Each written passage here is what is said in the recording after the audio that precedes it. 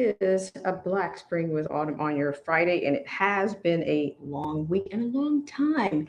So I have not forgotten you. I just had to restructure some things, but hopefully some things will start to um, fall into fall into alignment soon, and we can resume, some maybe even some level of consistency, and but there will be some changes, of course, to the studio. So just hang around. I have just a few things to share with you on this Lights Out Friday.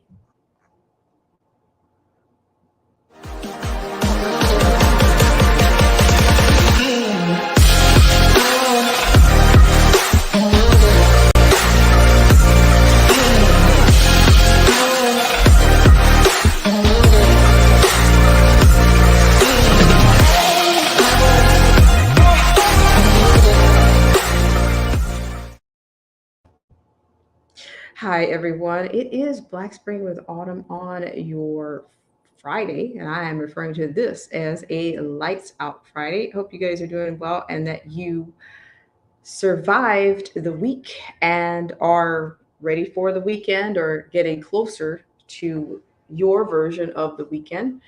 And I have a couple of stories for you. I want to a couple of some stories that are a little bit remarkable. I have one, of course, out of I have one on our in the inequalities kind of, ilk. We have that vein still going along, and we have the rise of the corn pops worrying the sex workers, according to the LA Times. And I want to give you the feature piece of this particular stream, which is going to be a tsunami of shutoffs. Of 1 in 6 U.S. homes are behind on power bills. So I'm going to take a quick little break, and I will be right back with you.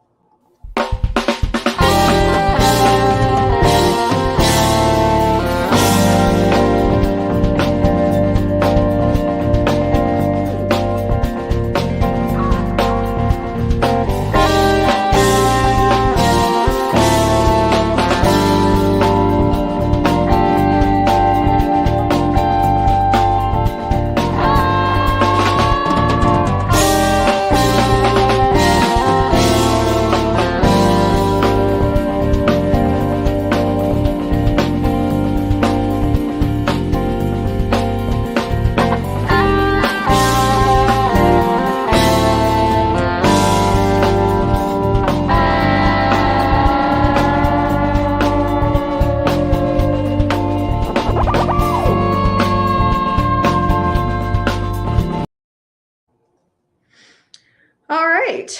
Thank you so much for coming back. I really appreciate it. And I want to say hi. Hi to Melinda as well as Luciano. Hello. Very true. Very true. C'est vrai, Luciano. So I have, I said, just three lines for you. And I want to start out with, I'm going to start out with the first piece. And of all things that are happening in the world, uh, looks like LA, they will not let you down. Okay. They're going to one up anything anybody else might have in mind. Okay.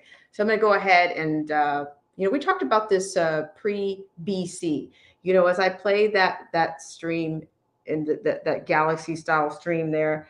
And it's entitled, it says BC. I mean, will things ever be the same? Will things ever be the same BC? Okay. At this point, we're just kind of spiraling into the abyss as far as I'm concerned. And we're just kind of at the helm of what the elite want to do and what they're going to do. So I remember back during Kamala Harris, during her campaign, if you will, that she was a very big proponent of sex workers. Okay, in fact, I think if they could give them reparations, if you will, for that kind of a ilk, they would, because it's all about to me, shout out to Mr. Pearson. I think he's on the dime when he talks about dominance, because we keep hearing about the Jan 1, 2, 3, 4, 5, 6 situation, but then there's also, you know, there seems to be that same issue of dominance, that they are, the trajectory that we're going into, it looks halfway like they're pushing the female forward, or she's tasted power, she just can't help herself, so she's got to have more. um so it just seems like everything, many things in our society are about dominance. So speaking of dominance, let's move on to our first one. And I want to thank you guys so much for coming in, and please read our own version of symbolism here on Black Spring, and we'll get right into the rise of the concerns of the corn pop out of the sex workers in LA.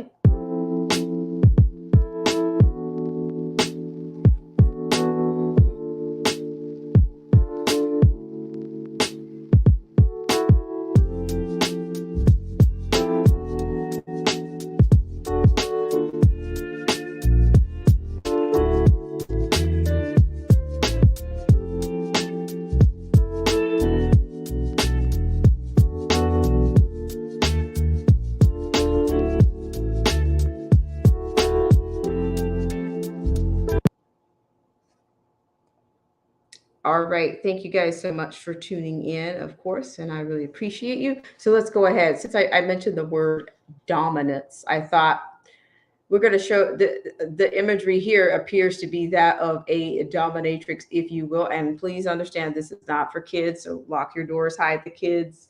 But this is, I'm going to share this particular, I'm going to share my screen with you. Okay. So we're going to take you to, as if, we're going to share these concerns. I'm going to put this here. All right. Let me know if you guys can see. I want to give you full scale on this. Okay.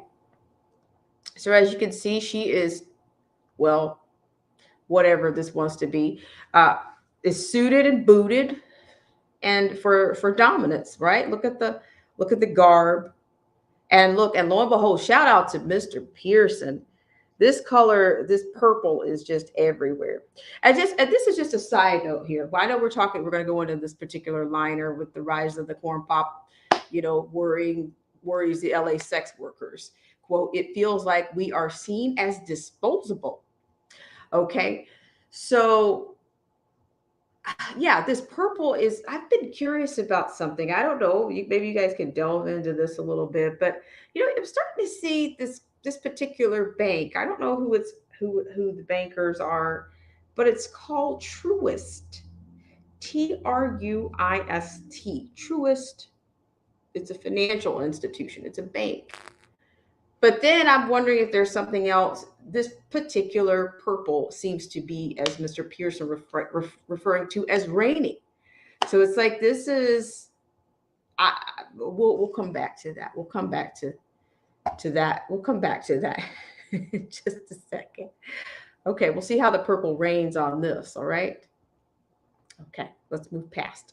Lady K. Lady K is a 32-year-old dominatrix for hire living in South Los Angeles. Decided to hold off on meeting clients as the corn pops cases rose. Okay, according to this, with corn pox on the rise, Lady K decided to hold off on meeting clients in hotel rooms or private dungeons. The 32-year-old dominatrix had already been taking precautions to protect herself from the CV, insisting that clients show that they were mocktailed against the CV-19 or had recently tested negative. Now, the South Los Angeles resident was worried about the newest outbreak, an infectious virus that can travel through skin-to-skin contact and has spread in intimate encounters. Okay, quote, "I want to get more into making sure my limbs are covered," end quote, added Lady K, a transgender woman who asked to go by the pseudonym that she uses for sex work.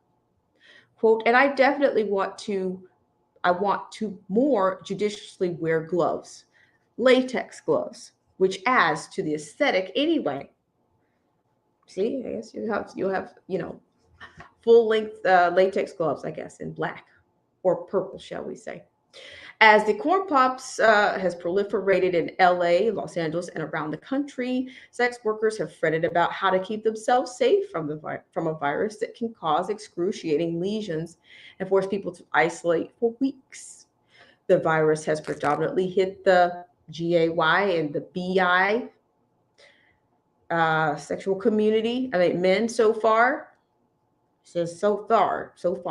Okay, I don't know if they're gonna try to ding me on this, but the rise of the corn pops has alarmed Angelenos, Angelenos of other genders and orientations who make a living from sex work, an umbrella term that includes stripping, performing in adult films, or on webcams and other forms of selling sexual services. Many recalled the historic trajectory of the HIV infections. Quote, on the streets, they're not thinking that it's just for someone who has sex with another hermano, said Trisando Marbury, senior outreach coordinator with the Project She, double EE, a sex worker outreach program under the nonprofit Sister Friends, Women's Counseling and Elder Care Management, after seeing how HIV reached other groups. Quote, with corn pops, they're like, we're not falling for that, end quote. Marbury, who wakes up early to distribute condoms and other care supplies to sex workers along Western Avenue, has cautioned them to keep their clothes on as much as possible. Hope this is not your personal partner. Getting undressed is not part of whatever you negotiate, end quote, she said. The workers are already familiar with condoms to protect against any infections, but Marbury also counsels them that, quote, hands should be off, end quote, as much as possible during their interactions. Yolanda Whittington, chief executive of Sister Friends, said her group is also encouraging sex workers to check for bumps or boils on clients. Client share. Check for that, right? We'll check for that. I'm going to clean this up any minute now. If clients push for more physical contact, quote, what we're telling our sex workers to do is to be really upfront with them. Look, given that there is an increased risk of corn pops, we don't want to be at risk. We don't want to be at risk. We're changing things up, end quote, Whittington said. In Los Angeles, sex workers have quickly become aware of corn pops, but many of them, quote, don't have a lot of information about how to keep themselves safe, end quote, Kimberly Fuentes, series and outreach director with Sex Workers Outreach Project, Los Angeles. The virus can spread through close or sustained skin to skin contact, including during sexual activity, health officials say. The rapid rise in U.S. cases has sparked questions about whether an oral or, a splat sex itself is driving swifter transmissions through. Okay, you guys can read that. Or other bodily splat, with some experts arguing that the way it is spreading is consistent with a STD. Other experts have suggested that the corn pops may be spreading more readily during sexual encounters, because infectious lesions in the RECTUM or urethra can be especially hard to detect, which means a person might not realize they have a virus until the rash spreads beyond the G and the A areas. Wow, this is heavy. Many health officials and community groups have cautioned against counting out other forms of possible exposure involving skin contact. One person speaking at a legislative hearing recently said he contracted the virus after hugging and kissing a friend on the cheek. Sex Workers Outreach Project Los Angeles has tried to emphasize the term, quote, intimate contact, end quote, rather than sexual contact to make sure that the sex workers understand the infection risk go beyond intercourse, Fuentes said. For Divine, an exotic dancer working in Los Angeles, quote, there is always a layer of touching, end quote, with clients' hands regularly on their hips, arms, or around their chest. Quote, it's kind of a necessary component of the dance and my job, end quote, the dancer said. Pulling back physically means losing out financially on tips, especially with business already having slowed in recent months. So, quote, I haven't really done anything different, end quote, as corn pops cases rise, said Divine, who is a non binary and asked to be identified by their stage name. The 23-year-old worries about what would happen if they contracted the virus, suffered from lesions, and ended up with scars. Quote, I'm exposing my body in bikinis, semi-nude. It would definitely be stressful on my confidence as a dancer, end quote. Selena, who works at a strip club in Los Angeles, lamented that, quote, it can be hard to screen customers because the club lighting is very dim. I've been worried about what I do if I discover a customer has corn pops while I'm in a dance, end quote. Quote, there isn't a lot of literacy about it, so I wouldn't be surprised if a customer was carrying it and was completely unaware, end quote, Selena said in an email. Another dancer working in Los Angeles and Las Vegas who requested anonymity because of concerns about employee retaliation said skin contact is unavoidable in a job that includes pole dancing and lap dancing while topless or in lingerie. The worker who is non-binary said they're pleas to strip club managers to better sanitize stages and VIP rooms have been waved off. Quote, it feels like we are seen as disposable, end quote. The dancer said, trying to avoid touching would mean, quote, I would miss out on 95% of my income, end quote. Fuentes said her group had wrestled with how to make recommendations that are relevant and useful for a broad range of sex workers. Lady K, for instance, has ruminated on the idea of manipulating a submissive client to clean and sanitize the space before they meet. As a dominatrix, she does not do anything that involves being penetrated or something touching her G to the S. But she knows that some other sex workers, quote, generally don't get much say over how their bodies are touched or how much skin is exposed, which puts them in a more dangerous position than me, end quote. Lady K also got a chance to get her first dose of the, I'm not sure, Gino mocktail to protect herself from corn pops. After waiting in line for hours in a long sleeve shirt on a hot day outside a Crenshaw Boulevard clinic, Marbury of Project She said that making the time to get a corn pops mocktail can be difficult for many sex workers, especially if they sleep by day and work by night. Quote, it's not like a CD mocktail where you can just go to CVS, end quote, Marbury said. Until recently, many sex workers were not eligible for the mocktail in LA County, which set out criteria to offer them to a limited set of people, chiefly gay and bisexual men or transgender people with other risk factors, amid concerns about scant supplies of mocktails. LA County public health officials said that even after splitting doses to stretch the supply, they only have enough mocktails for a fraction of those believed to be at high risk. The Geno's mocktail is given in two jabs, several weeks apart.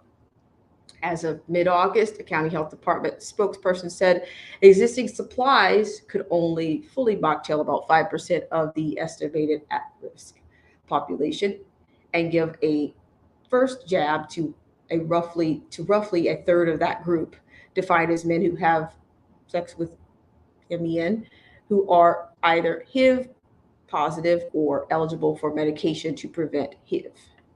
With limited supplies of the mocktail available, quote, you have to prioritize the risk populations, end quote, said Dr. Jeffrey Klausner, clinical professor of population and public health sciences at USC's Keck School of Medicine.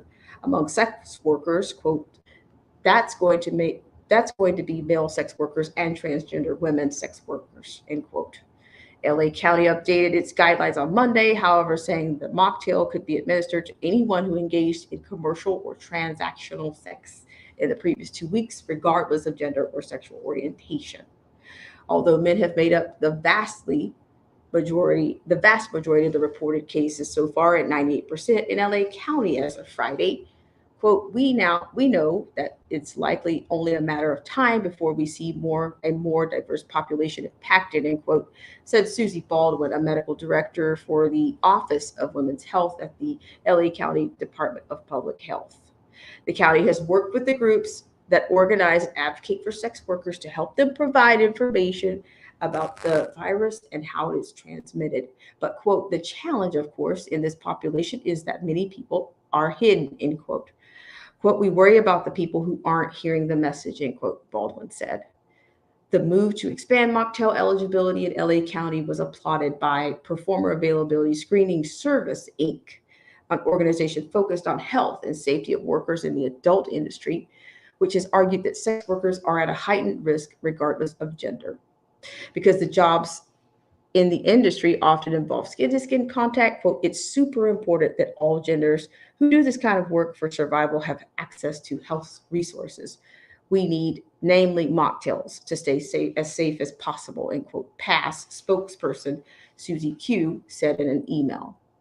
The group had crafted guidelines to reduce corn pop's risk at jabs for adult films and recently partnered with the LA LGBT Center to provide mocktails to sex workers. Among those who were able to get a jab was Daddy Ann Lee, a dominatrix working in Los Angeles. Well, oftentimes the people that I see are men who are secretly having with, said the dominatrix, who identifies as a genderqueer, which for her means having fluidity in her gender identity. Quote, I understand that you want to go for the most at-risk population, but to assume that gay men and trans people are only stick to their corner of the population seems outdated to me, end quote. Some have argued that the mocktail rules should be simply be looser to diffuse stigma around getting the jabs. Artist and activist Soma Snake Oil fears that, quote, people are going to be targeted as if they are either trans or sex workers for receiving the jab, and has urged health officials to also offer other mocktails at each site so it isn't obvious that someone is getting the corn pops jab.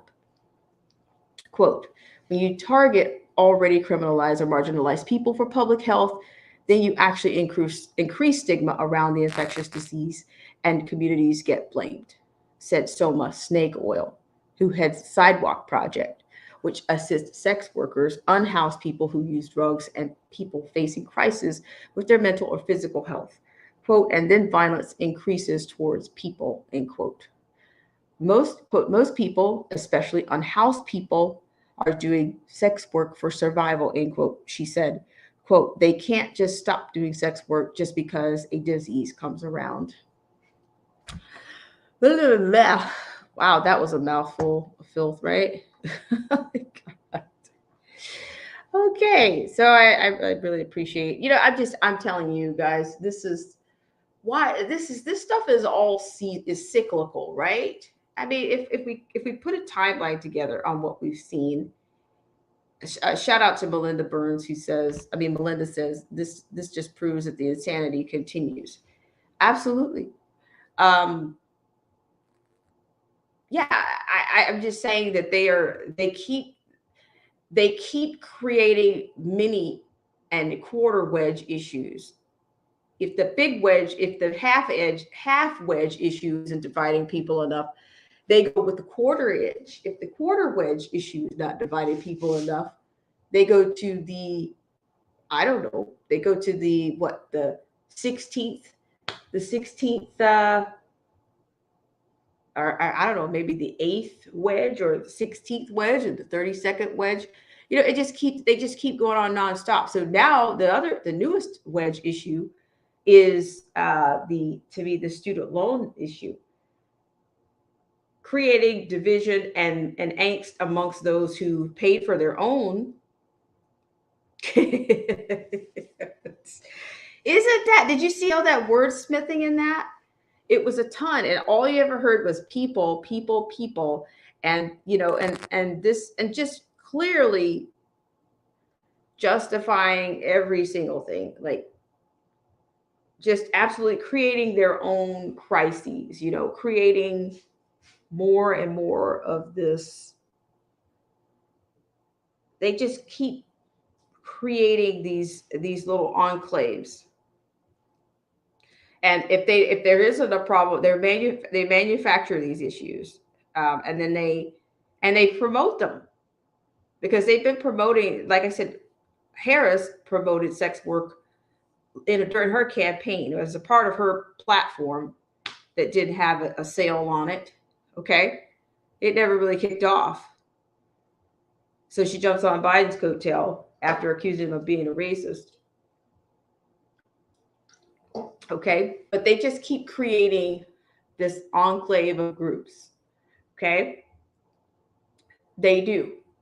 And the more confusion, just more and more confusion, and they breed more, the more confusion and chaos they have, the more deception that you have. Like women absolutely will have, they are creating a genderless society is what they're doing. It's like you're literally erasing the women. For somebody that, for a woman that wants to go to a shelter, she's going to be faced with this. She's going to compete with these sex workers and compete with all the rules that are coming up, that they're coming up for them. It's all about, to me, dominance. It seems to be the dominance of these groups. That's what's prevailing.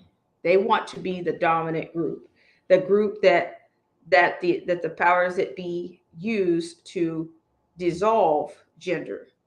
Okay, because they're just dissolving it all, you know, dissolving it with all this, it's just really ridiculous. It's a fall of of society is what it is, and any values, you know, just dissolving anything. Yeah, and the opposite. Every good is bad, and bad is good, right? So we're going to keep going here. I'm going to stop sharing that one with you. I want to thank you guys so much again for tuning into this segment. It's been a while. I know.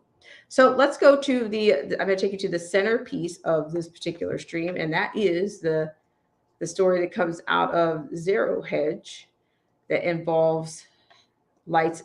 To me, I'm calling it a lights off. It's a tsunami of shutoffs, and this has given rise to these stats here. Okay, if you can see this, is a tsunami of shutoffs. 1 in 6 U.S. homes are behind on power bills. That is the centerpiece that I'm featuring on this particular stream. So, with these blistering summers, most of these stores, they can't keep the temperatures. They can't keep a comfortable temperature in pharmacies. They're struggling to do that. Okay. So let's go ahead and have a look here. I appreciate you guys so much for coming in. So according to this, the penman or the pseudonym by Tyler Durden here, written here, at least 20 million households, or about 1 in 6 American homes, are behind on their power bills as soaring electricity prices spark what is said to be the worst ever crisis in late utility payments, according to Bloomberg, citing data from the National Energy Assistance Directors Association, NEDA. NEDA said that electricity prices had increased significantly since 2020 after a decade of stagnation. The steep rise has resulted in billions of dollars in overdue power bills. So they give you a little bit of a graphic here, so you can see the trends there. I'll let you see that at your own time. Okay, I'll give you a chart there. According to this, utility shutoffs have become more common across the U.S. as some lower tier households are thousands of dollars behind on their power bills. John Su, a senior attorney at the Center of Biological Diversity, which tracks utility disconnections across the U.S., warned of a, quote, tsunami of shutoff as the highest inflation in 40 years eats away wages and has financially devastated the working poor. Hang on 1 second, guys. 1 second.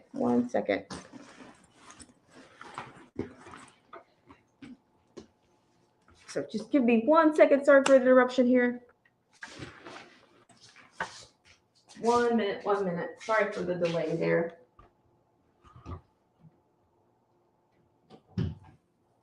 Okay. All right. Sorry for the delay there. Okay. Andrea Neese is one of the struggling Americans who is more than $3,000 behind on utility bills last month. On bills. Last month, she received a, quote, final notice from power company Xcel Energy, Inc., who turned off the electricity to her studio apartment in Minneapolis as temperatures approached near triple digits. NICE found it nearly impossible to save money for utility expenses that have doubled over the past year as food, shelter, and gas prices have also skyrocketed. Her low-paying job as a house cleaner has left her in energy poverty. Quote, I just don't understand how electricity can be so high, end quote. She said across the country, power companies reported a surge in non-payment customers. California's PG&E Corps said that there had been a 40% jump in the number of residential customers behind on payments since February 2020. The New Jersey's Public Service Enterprise Group said customers at least 90 days late have risen to 30% since March. Quote, people on the bottom, they can't pay, end quote, their electricity bill, said Mark Wolf, NADA's executive director. Readers know that the low-tier consumers are financially tapped out. They've maxed out credit cards, depleted savings, and have seen wage gains wiped out due to inflation. It comes as no surprise the U.S. is becoming more like Europe, where energy poverty has doomed millions of households. It's only a matter of time before the Joe Biden administration starts handing out stimmy checks for electricity bills. Well, fair point, right? I think that's a pretty loaded conclusion, but I think it's fair. I'm just saying I'm surprised that at some point they're going to start handing out stimmy checks for the whole nation because nobody's really telling the truth about the real economy.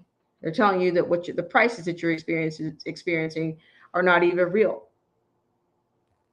So let's keep going here. Thank you guys so much for tuning in. I really appreciate it. So yeah, you've got, I'm telling you, the heat has been unreal. The rain in the southeast has been unreal. It's just like we're crumbling, or we are, as they say, the days of Noah. I mean, this is a storm that nobody knows how long it's going to last. But most people don't know how they're not approaching it. I'm not here to be prophetic. I'm just here to inform. Okay, not here to persuade. Just here to inform. Take it for what it's worth. Okay, so you could probably find a particular story like NADA, and that would be NADA is the they've been the Green New Deal is going to be the savior, I guess. That's what they're probably packaging. They're getting ready to package that up. That's probably whatever that last bill that they passed, or whatever they're proposing to pass, is probably just a version of the Green New Deal. Probably so. Okay. So check out NEDA, the National Energy Assistance Directors Association, if you want to cross-reference, the sightings and all, and the Bloomberg data here. All right, and I have one more. I thank you guys so much. Melinda says been eating a lot of beans and rice to pay the electricity and have cut back on usage. I hear you. Okay, so we're going to go to our final piece, and that is going to be from our friends over at the We Forum. Okay, I'm going to remove that one. Thank you guys so much for tuning in. Anarchy Television is here. Thank you so much. I'll be happy to rinse out my mouth. Very happy to rinse out my mouth after that first one. Okay, so I'm going to go ahead and share the final piece with you guys. And like I said, I'm hoping to get back on track. But guys, I'm telling you, it's been like a drain with the heat, between the heat, the prices. I just, somebody's, throw us a life raft. So throw us a spiritual life raft. Throw us any. That's about the only thing you can do is refuel. It's about the only thing you can do. All right, so here we go back more to the to the inversion. Okay, men in, women out, women in, men out, the inversion, right? Okay, more to this this what they're setting up here. So let's go to the top of here. According to our friends at the We Forum, here's your liner here: why men can and should participate in the care economy too. All right, so as you can see here, they start out right away with their claims. As a woman-dominated industry, the care economy has succumbed to pay inequity. via occupational devaluation. Second point, increasing the number of men working in the care industry would reduce the supply side labor burden of women, freeing women to pursue careers in other industries. Okay, pay attention to the style here. Okay, it would also raise wages for all workers in the care industry, thus narrowing the gender pay gap. Okay, it's always about these Marxist isms at the end of the day, right? Okay, while the COVID-19 pandemic brought the economies of care into vogue in policy circles, well-intentioned solutions dedicate only a modicum of attention toward how equitably patch the holes, how to equitably patch the holes in this industry. If we truly believe in the importance of gender equity and in the necessity of care infrastructure, why aren't we formulating solutions to increase the number of men in care? I propose a strategy for the care economy based on the premise of gender equity economics. As Gabriella Butcher, executive director of OFAM International, said during Davos 2022, investing in childcare would liberate the potential, end quote, of women. Okay, so we're going to keep going here. Of course, according to this, if liberating women's potential is the output, how might increasing men's labor contribution to the paid care industry be the input? Achieving gender equity to the U.S. could activate $3.1 trillion in economic energy. We owe it to ourselves to explore the viability of this solution. Desecrating care work. Women dominate today's care industry. In the U.S., they represent 95% of the paid care workforce. As a woman-dominated industry, the care economy has succumbed to pay inequity via occupational devaluation. The average Latino childcare worker, for instance, made just $22,074 in 2020, a barely livable wage. Occupational segregation and its derivative, occupational devaluation, plague other industries beyond childcare. Take informational technology managers and human resource managers as an example, the former skew males and the latter female. Both demand similar levels of education and responsibility, yet information technology managers enjoy median earning 27% higher than their human resources counterparts. Okay, so I don't know if we want to play this, because this looks like it's not that weighty of it. We'll finish it up and then maybe we'll play the video. Okay, so of course they gotta break it down to the quarter to the 16th device wedge here. According to this, 5 decades of labor market data demonstrate the dynamic nature of occupational devaluation. As more women enter an industry, wages drop. As more men enter the industry, wages rise. One statistical experiment on the wage gender spiral found that high skilled jobs with 0% women workforce would pay $1,555 per week, whereas high skilled jobs with a 100% women workforce would pay only $840 per week. That's a 46% pay gap, and this corroborates research that suggests how gender differences in occupation and industry explain 51% of the gender pay gap. In 2019 alone, gender-based occupational segregation robbed Black women of $39.3 billion and Hispanic women of $46.7 billion in income when compared to white men. An equitable solution for a broken care economy. Occupational segregation matters because it constricts the supply of labor and impairs everyone's economic outlook. Men are 50% of the population, but make up only 5% of the caregiving workforce. A third of childcare jobs vanished during the pandemic, and more than 1 in 10 childcare workers have yet to return to the labor force. Okay, so I guess they give you a graphic here if you want to go into that. And check your sources, okay? Because consider the source when they say researchers and experts and where the sources and the methodology is where I always go. I start there. To reimagine the care economy, we have to stop asking women to carry the burden of labor supply in this under-resourced industry. Increasing the number of men working in the care industry would achieve two economic objectives. One, reduce the supply side labor burden of women in the care industry, freeing women to pursue careers in other industries. You see, and you notice how they've they've bondaged women because that is a natural or a maternal instinct that we have already. It's not something that can be managed or controlled or relegated by the government or elites or yeah. I'm telling you, these people want to be omnipresent. Okay, they want to be omni everything, omni infinity. I'm making up a word, omni infinity. Okay, I'm just gonna keep going. Okay, so when we stop asking women to carry the supply side burden of labor to the care industry, it frees them to pursue high yielding careers in the future of work industries. Women hold fewer than 25% jobs in the emerging professions such as artificial intelligence specialists, back-end developers, big data developers, data engineers, DevOps engineers, front-end engineers, and full stack developers.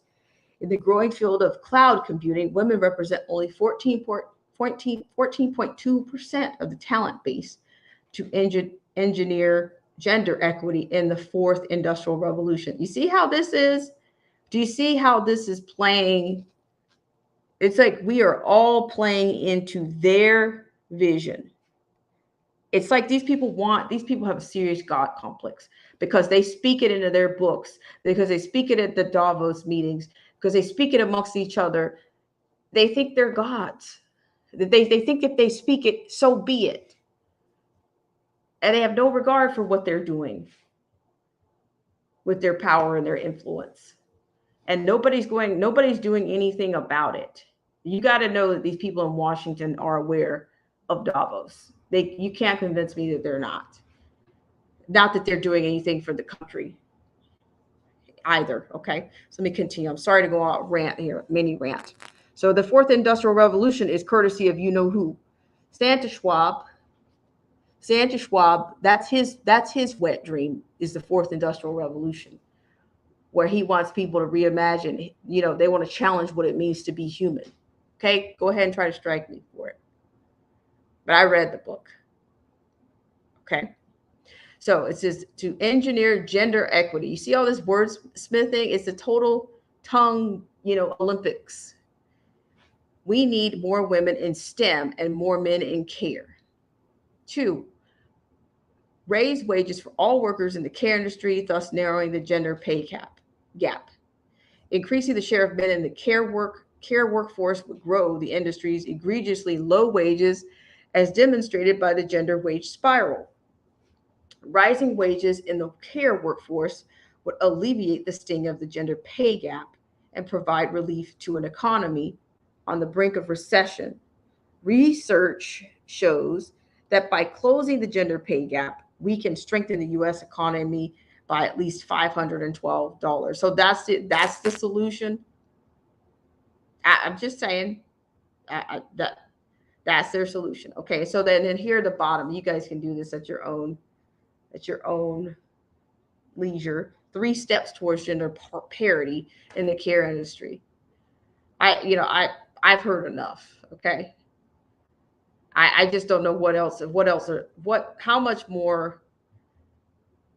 Like I said, they're trying to obliterate things. Will be the workforces will be genderless. And then after that, human beings, we will become extinct. To me, is where we're going with this craziness. Hi, angry conservative. So I just want you guys to see. I just wanted you guys to see some of the crazy makers and what they're we're acting out. This is their stage, and we're playing it out.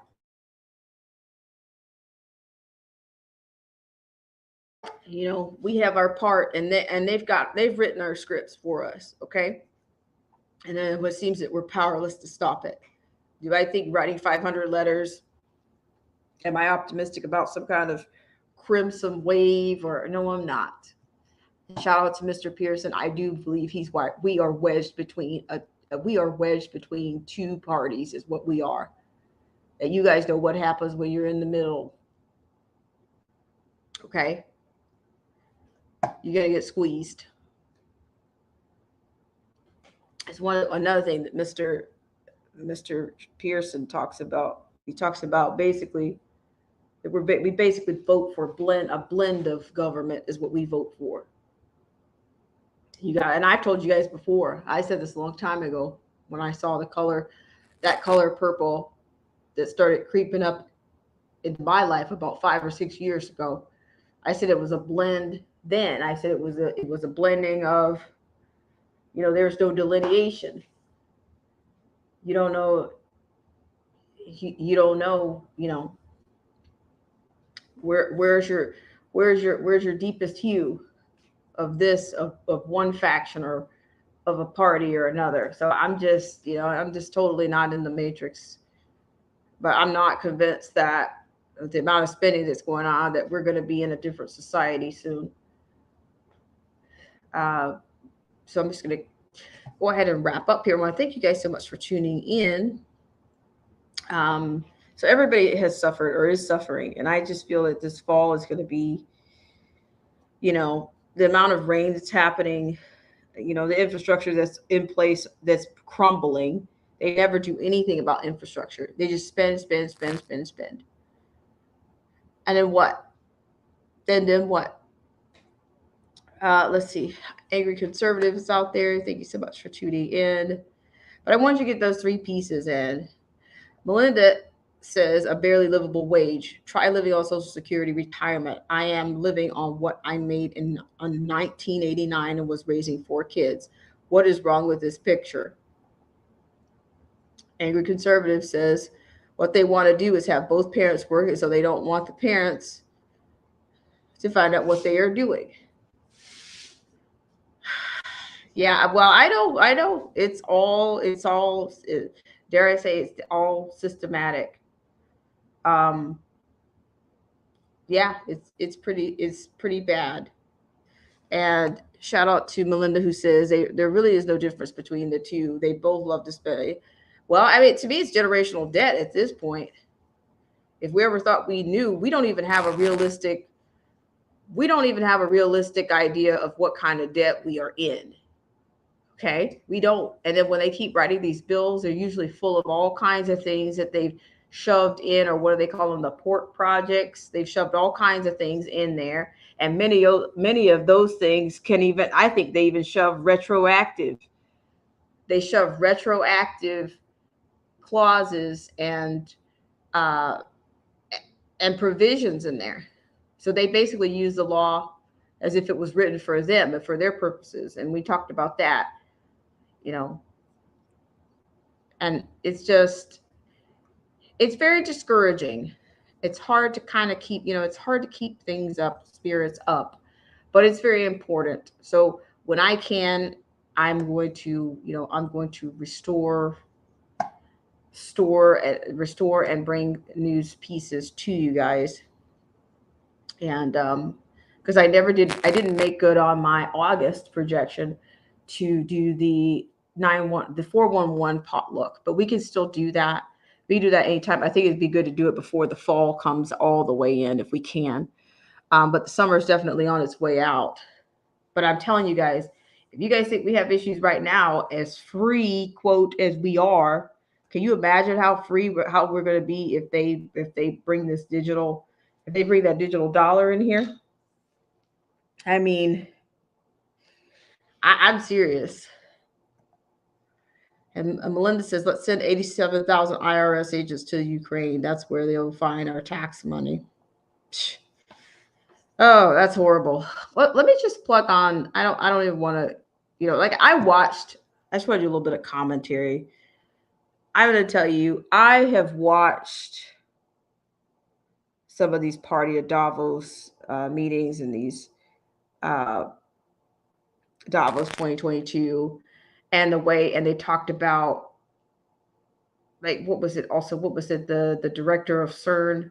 She's sitting up there with Yo-Yo Ma, and I think they all absolutely are aware of what they're doing. And the thing is, one of the most disturbing things that I heard, and it came out of Yo-Yo Ma's mouth. Like, you guys are having these esoteric conversations, but there is something to be gleaned from what they're saying. And Yo-Yo Ma sits up there and he asks this Fabiola, something about he wonders what the black hole sounds like. I mean, and then they kind of go into, I mean, I'm just thinking, what exactly, to the average person, that means nothing. It means nothing, but you know what you're speaking to your own little, uh, to your own elite. You know exactly what it sounds like because you're participating in this crap. You know, they worship each other. It's like, to me, it's like this is definitely Rome or something. These people all want to be gods. And I'm beginning to think they think some kind of liberal world order is going to make a certain faction of people gods. They won't just be top musicians or top officials or top, heads of states, or they want to become gods. After they've tasted the power, they want another form of control. It's never enough. Never. And I rarely say never. But in this case, I will. And I mean it. So I just wanted you guys to see that it's like Groundhog's Day, and everything is deteriorating at the same time. And I'm going to say this to you guys as well. I sincerely believe that they're using that Google is being used, the whole pad of Google, all of that is being used to train AI. I have some pieces on some artificial intelligence that's come out, some of the latest robot shows or whatnot that have come out. Xiaomi's new humanoid robot, and we can get into that one later, but it'll be from like techcrunch.com. So there's a lot going on, but we'll get into it.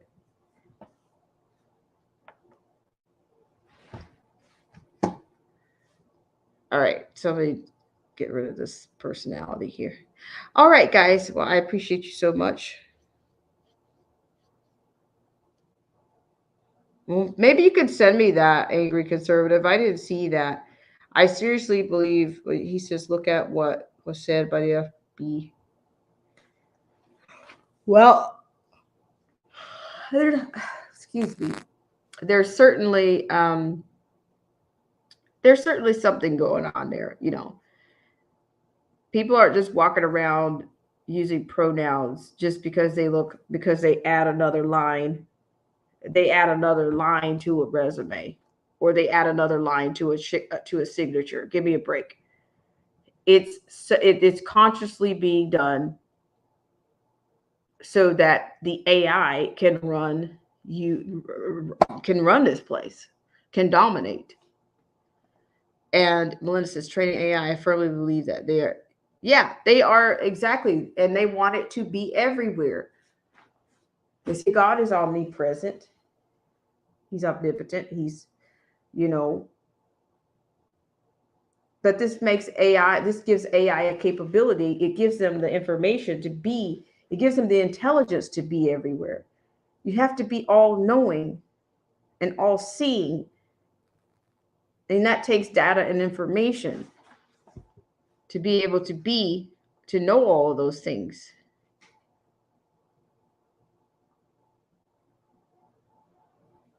So that's what I'm saying. I do think that that's what's going on.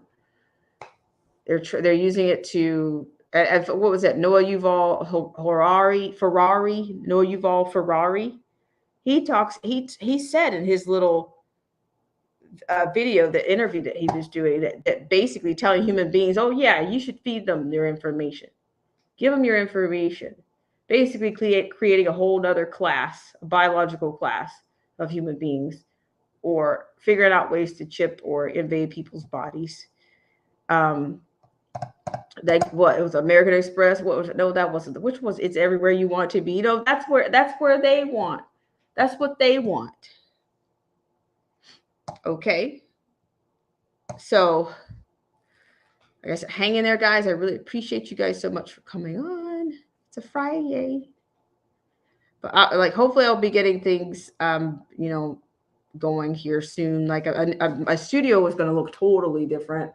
I'm going to bring in some lights. And just take a look around. Shout out to Mr. Pearson if he ever gets a chance to watch any of my videos or any of my streams. Just take a look at that hue, that purple, that color, and it's everywhere. It's not just that. It's the Tiffany blue that he talks about. It's everywhere. In fact, as a matter of fact, if you have an iPhone right now, if you hit that Siri button right now, if you hit that button, that whole color starts, all three of those colors start reflecting. If you say something to your computer, or if you activate that button, it starts spinning.